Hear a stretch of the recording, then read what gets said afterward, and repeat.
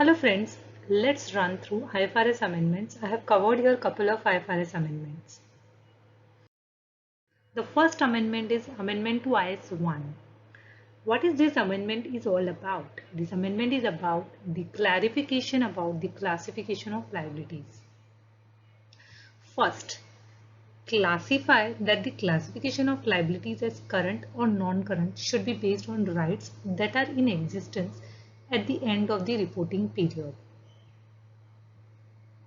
Now, you must be wondering what is the difference between this amendment and the original IS1. Original IS1 and this IS1 are basically almost same. There is no fundamental difference between both.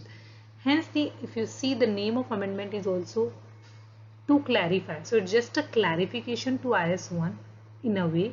It's not changing anything from IS1. It just gives you a more iterative approach, a more general approach which you should adopt while classifying the liabilities into current and non-current. So first thing which IS Amendment 1 says that is you need to see the rights that are existence at the end of the reporting period. So basically it has shift focus that you need to see rights and rights as on what date, as on end of the reporting period, to check whether the liability is a current or non-current. The second thing is clarify that the classification is unaffected by expectations about whether an entity will exercise its right to defer settlement of a liability. So, second amendment, if you see, it's basically about that classification of liability will be unaffected by expectations of whether an entity will exercise its right or not. This particular line has been added to ensure that there is no disparity or no confusion, that management uses its judgment about what management expects that entity will do in that particular event, condition, transaction or situation. Hence the whole focus is that you need to only see the right and the right as on the reporting date. Okay, whatever that right and as on reporting date the situation is there, based on that classify your liabilities. You don't need to further go into the detail of judgments where what entity expect or what entity doesn't expect. Hence a clear-cut definition has been, or clear-cut explicit norm has been provided in this amendment. The third thing which has been additionally provided under amendment is a definition of settlement.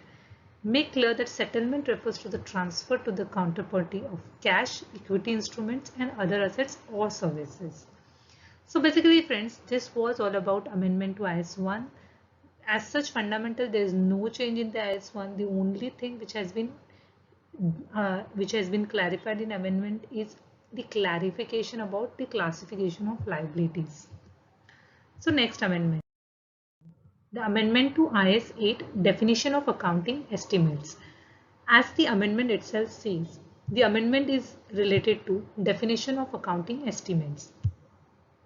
Companies sometimes struggle to distinguish between accounting policies and accounting estimates, and enforcers have identified divergent practices, and the Interpretations Committee received a request to clarify the distinction. The Interpretations Committee passed the request on to the IASB. The clearer definition is important because changes in accounting policy must be applied retrospectively, whereas changes in accounting estimates are required to be accounted for prospectively.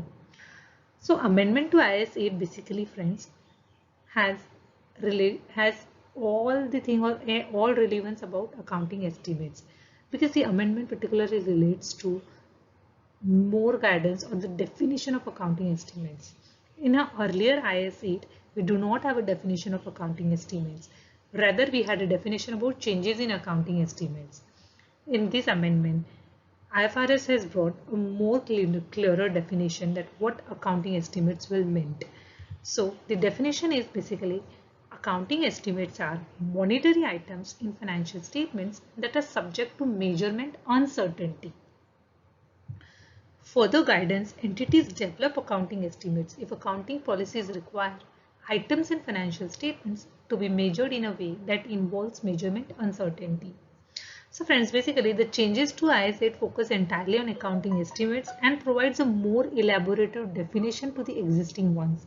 The change is only in the definition of the existing change in accounting estimates is replaced with a new definition of accounting estimates. The change is in effect from the period beginning on or after 1st January 2023. Earlier application is permitted. With this, we are done with the two new amendments to the IAS, the IAS 1 and IAS 8. IAS 1 is basically more only a clarification and IAS 8 is more about an addition of a definition of accounting estimates. Thank you.